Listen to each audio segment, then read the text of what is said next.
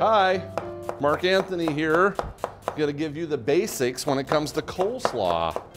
And I'm just chopping up the cabbage right now. And you can see I'm trying to get some of this as thin as possible here. And this was from another recipe that I was doing. And I saved it just so I could do a coleslaw here. So just like that, we got our cabbage ready to go.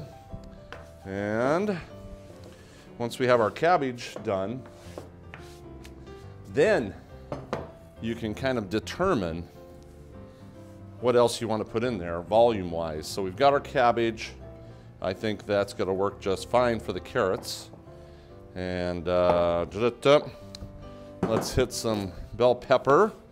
Actually, you can do nothing but cabbage and carrots. And you would have a perfect coleslaw just with cabbage and carrots. You don't need to put the bell peppers or onions in there, but I'm going to today. Give it some uniqueness. And actually, peppers and onions are actually one of my favorite things to put in a coleslaw.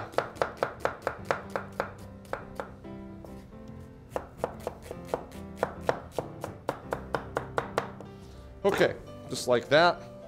Woo, this is a full bowl though. This is a full bowl. It's going to be more of a challenge to try to mix it in there. I'll guarantee you that already. All right, once we kind of know how big our bowl is, then we can determine how much of the dressing we're going to make. Now for dressing, my guess with this much, all depends how dry or how wet you want it to. I'm going to go with that much, and I'll do a little spoonful extra just because.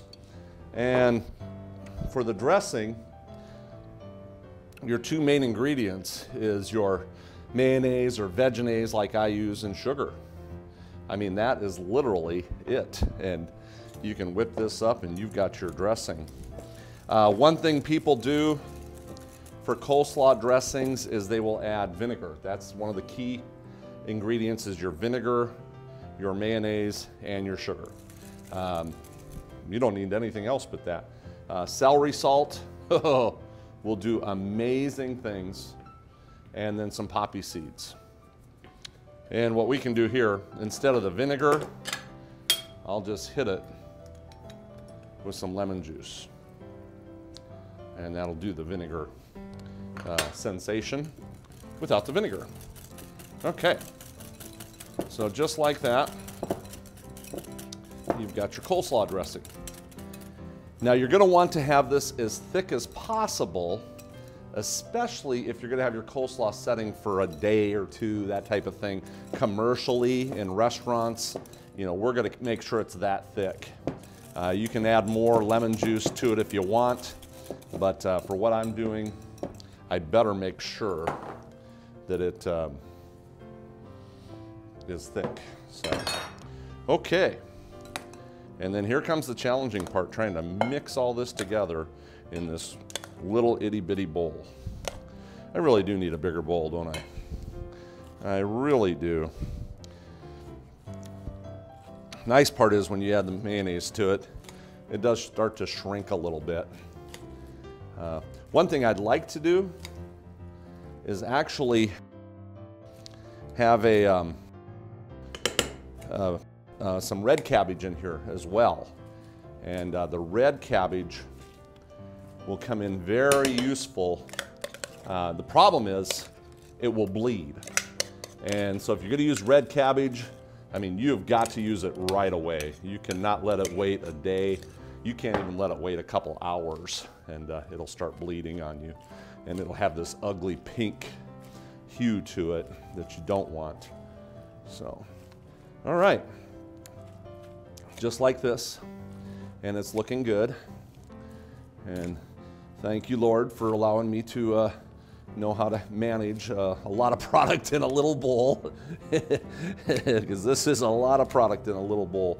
But as you can see, it's really a beautiful, light cabbage. And just like that, it's done. So that's what we're talking about. And what a nice way to knock out the cabbage. And you can just put this in a bowl if you want.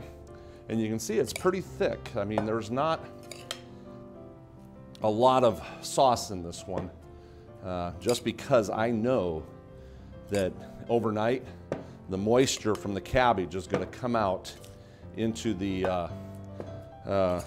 actual coleslaw and make it so it's thinner. And then all you got to do is, a lot of times the moisture will actually settle to the bottom. Just give it a little mix and it'll look just like this again. Sometimes you got to drain the moisture at the bottom, that type of thing.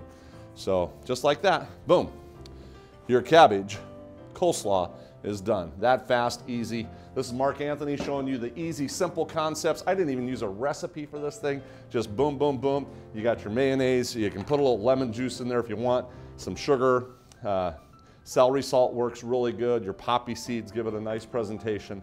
And then with your cabbage, you got your carrots, onions, peppers, and boom, you're done.